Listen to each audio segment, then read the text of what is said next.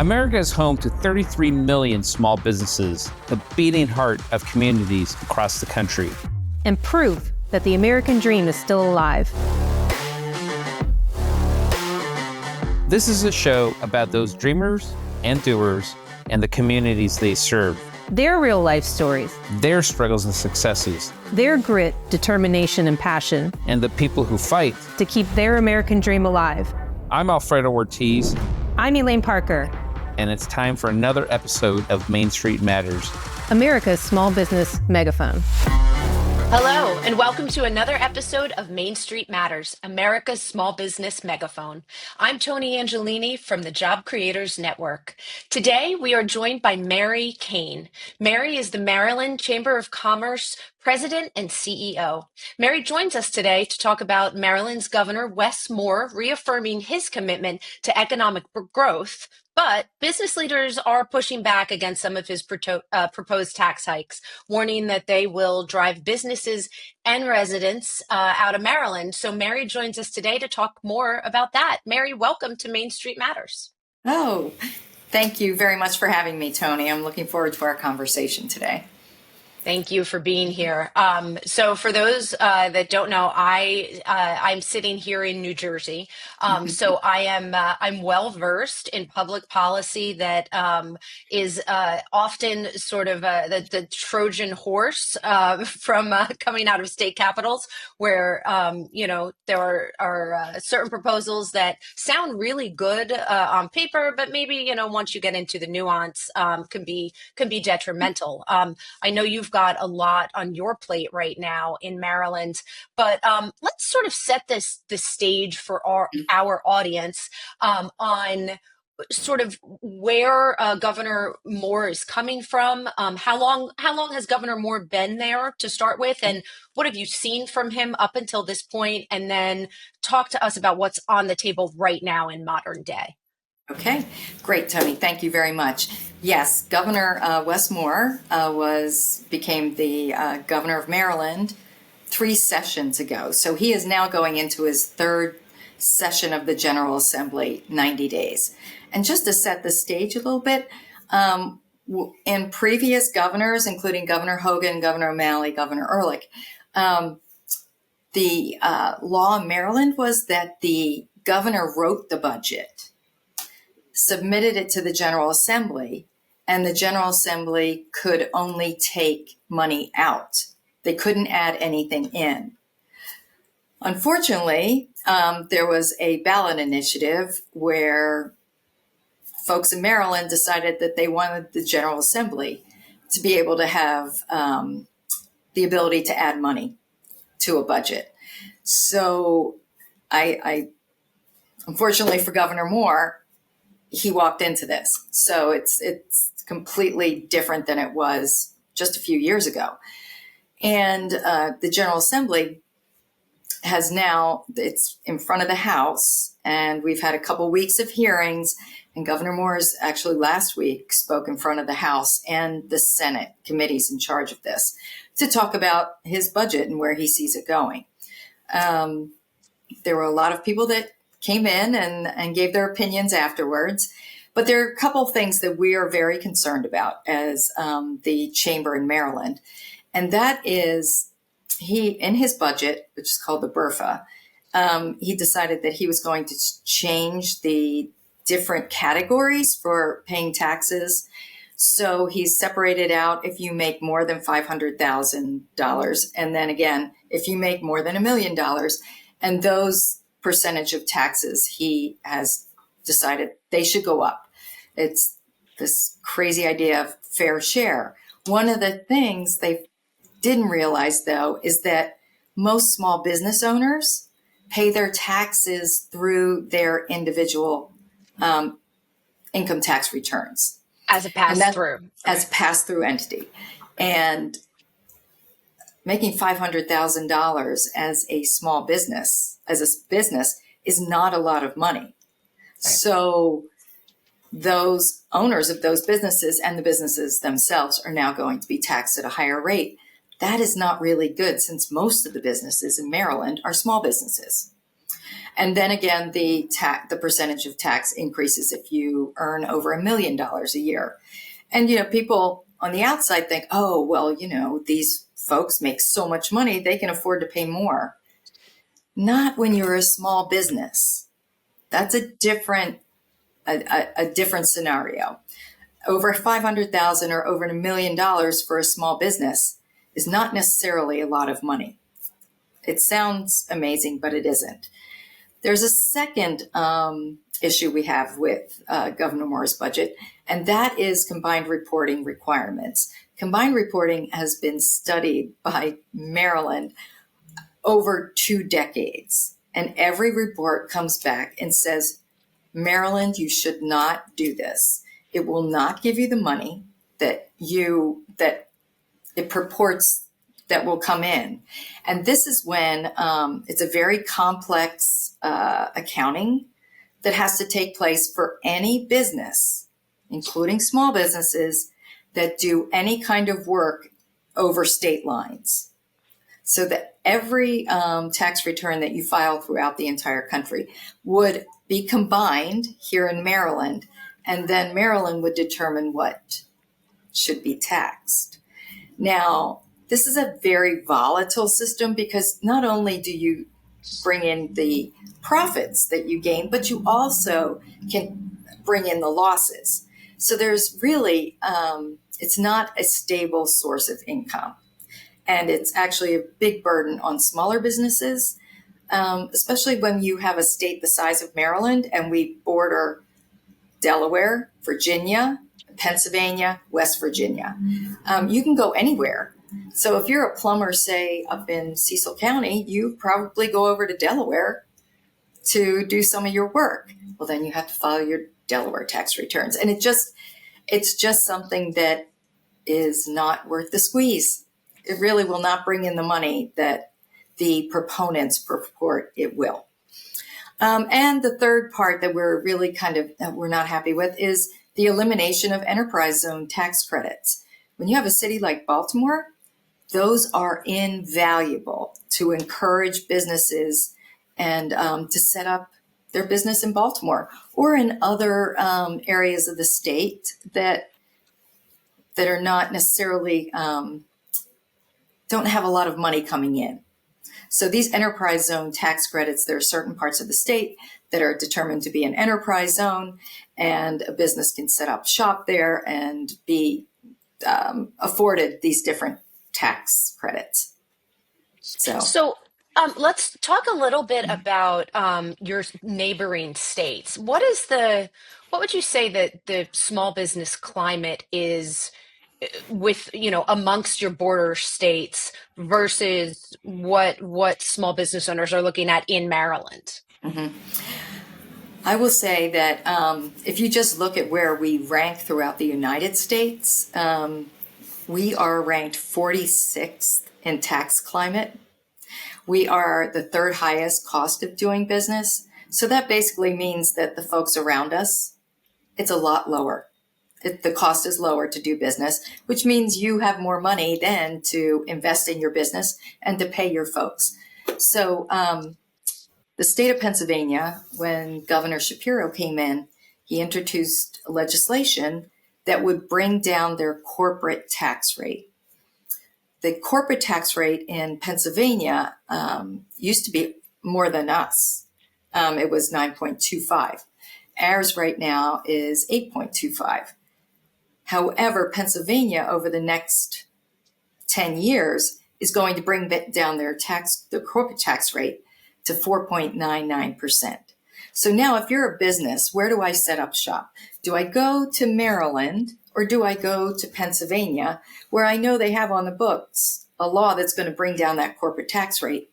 That's just one of the things that businesses look at, but it is a big deal because when that happens, Maryland is not even in the discussion. We've already made sure that we're not going to be considered. So, we're not a big state. It's not like California that takes up most of the West Coast. We have to deal every day, and I love our president of the Senate, President Ferguson, said every person in Maryland is just about an hour away from another state that they can go buy things in, have services done in. So it's we have to be cognizant of that. Sure, it's all. I mean, listen, it's supply and demand ultimately, and the grass is going to grow where where it's best watered. Um, Mm-hmm. what about so you referenced the Senate president. Just talk Mm-hmm. our audience through a little bit. A lot of people don't realize that every state legislative session from year to year looks different. And I don't think a lot of people realize that some states are full time, some are part time, some only meet on odd years. So what is Maryland's legislative calendar look like for 2025? Okay, so we have a part-time legislature. It's actually was put together, and this is a little history. It was back when people would harvest their crops in the fall. They would not be doing as much January through the beginning of April. They go back home and then they would plant their fields again in April. So it's called the Gentleman Legislature. So it's part-time. It's for 90 days per year. So it's pretty intense because everybody has that consolidated time period to do things. And usually, and I believe this year, we have at least 2,000 bills that have been introduced, which means you have to go through each and every one of them. You never know what people are going to bring up. But we have a good relationship here down with our House and Senate folks just to find out. They ask us what our concerns are. We ask them what theirs are. And, right now it's focused on the budget. Sure, as well it should be. What is, as you sort of is the strategy at this point, is it better to just run out the clock and hope they sort of, like run out of time to put some of these things into place? Or what do you think the best strategy is to combat some of these things? Our strategy is we are there talking about each and every bill that we like, which means we do have bills that we promote, and the ones that we don't like. Things keep going right up until midnight of the last day of session. You never know what's going to happen. So you have to keep your thumb on all of this, and you have to have good relationships with governor's office, the House of Delegates, and our state Senate to understand what's coming up. We follow all the committee hearings. We actually send a lot of people to go in and testify at the different committee hearings. So, there's no taking your eye off the ball because things can change within an hour. I can only imagine that is a very condensed time period. You must I hope you have a lovely vacation planned when it's all over. What in terms of we often talk about small businesses sort of as this like collective sort of monolith, but is there one industry in particular, at least for this year, that you're most concerned that will be impacted by some of these budgetary issues, or is it just sort of a general problem that you're seeing?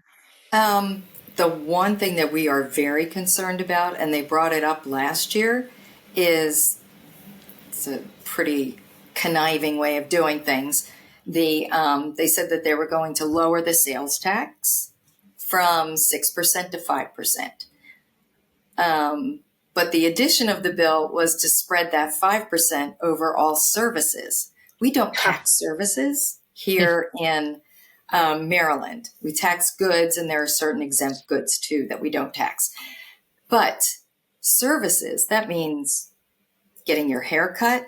That means getting your oil changed in your car. That means going to see a lawyer. That means you're getting the service on your washing machine. That just adds in so many more folks to start paying sales tax on what they're getting. And sales taxes are regressive. They take more out of a lower income person's income than someone who makes a lot more money.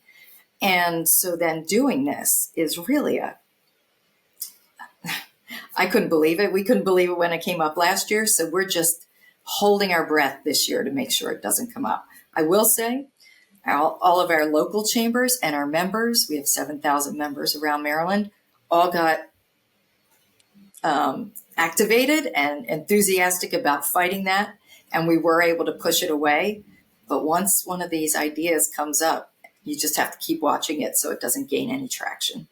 It becomes like a very intense game of whack-a-mole. If it really is incredible how it's like the seed begins to be planted and it just sort of over time, people's opinions change, or it gets eroded away, and all of a sudden you're faced with an economy that, everything that we do, no matter what state you're in right now, is more expensive. And then to think about having to, for the consumer, to add 5% on top of whatever service it is that they're, trying to obtain.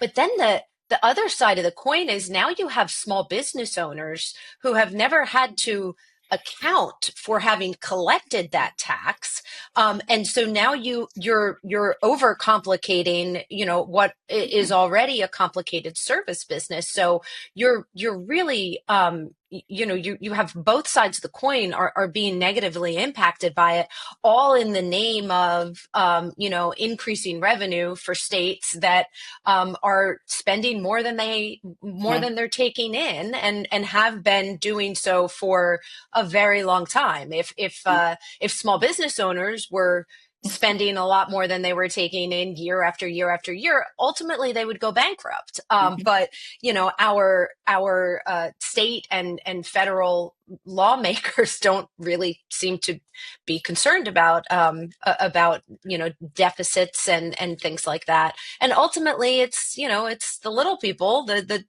people trying to. Somebody's got to pay for it somewhere. So what is, Governor Moore, I know he's gotten a lot of attention sort of nationally at, potentially having a future in his party and, perhaps being moderate enough to sort of garner support on both sides of the political fence. I would imagine this is, if you're able to activate, thousands of members on something like this, I would imagine that, from a political point of view, he's at least listening, because politicians like to be popular. That's ultimately it's who they are. So what are you hearing sort of from his camp and are his people at least receptive to the concerns that your members are expressing? Oh, I will tell you, one of the things that I really love when Governor Moore, he says he's unapologetically pro-business. I firmly believe that. He's very competitive. He wants to see, and he's said it over and over again, we can't tax our way to growth. We have to grow. And that's part of the issue we have here in Maryland. And he has been citing the statistics that Maryland, between 2017 and I believe 2021, we only grew 3%. The average growth of states in the U.S. was 11%. Wow. If we had only grown 8%, we wouldn't be facing this budget deficit. So and he's right. We can't tax our way out of this because businesses leave. They're going to leave. Sure. He's been very good about pushing,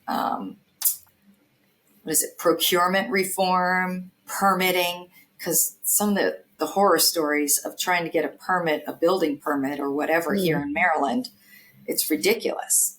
And it's so not necessary. We have government servants that are in these departments that should be going out of their way to help us do these things. So he's put a big focus on that. Actually, and the comptroller did a procurement reform study that, yes, we need to do this. We have to make it easier to do business here. So, that I love hearing those things. Now we just have to put it into action. Right. We really Absolutely. do need to do these things. Mm-hmm. What does he attribute the discrepancy in the growth from, I think you said 17 to 21? Does he have anything in particular that he believes is the cause of it? Well, he says our budget has grown like 70% over that time period, but the money coming in has not. He's in a tough situation because under our Constitution, a balanced budget is required every year. So he has got to find some money to plug a lot of these holes. Does he blame it on any one thing? No, just that, we're spending too much. I, on the other hand, can say that we tend to pass very large pieces of legislation, such as the Blueprint for Education and our Climate Solutions Now Act, pass these without any identified funding source. So when the bill gets passed, then it's left up to the governor to find the money in the budget. If you have not identified, okay, we're going to raise the gas tax and this is what's going to pay for this. When we were doing, having the casinos come in and gambling, we identified some of the money to go to education. Those kinds of things. We didn't do that with these two bills. So time comes and you have to pay for these things. Wow, that's how lucky to be in the legislature when you could just say, "Hey, let's do this," and it's not my problem to figure out how. Yeah, this Good is a work great if idea. you can get it. Yeah. Yeah. Now let's fund it. Right. Yeah, exactly. That's incredible. Thank you for sort of the inside baseball on how a lot of these things get done. If, for our listeners, if you're not in Maryland, I highly encourage you to look up, sort of the process within your own state. I find the way each state does things fascinating because they're all a little convoluted one way or the other. And it's incredible to learn, why things happen at the state level and how, each state kind of got there in the first place. So thank you for all of that. And we wish you lots of luck on, trying to navigate through these next, I guess you're about halfway through through the session now.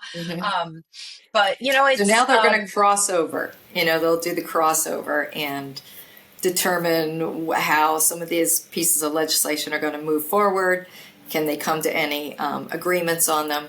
And then we'll see. They'll get sent to the governor's desk and whether he will sign them or not.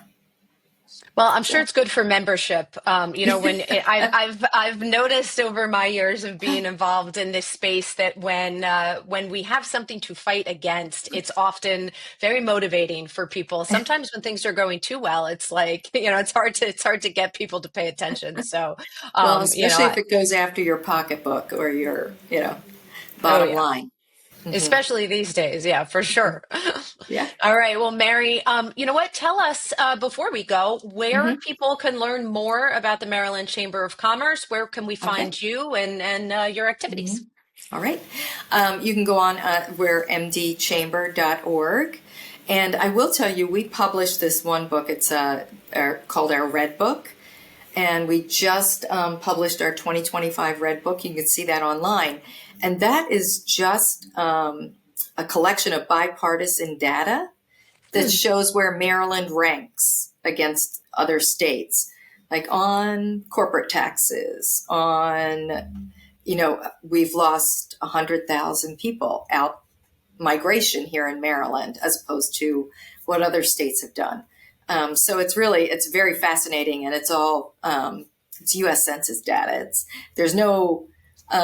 It's very bipartisan data. Wonderful. And that's on your website?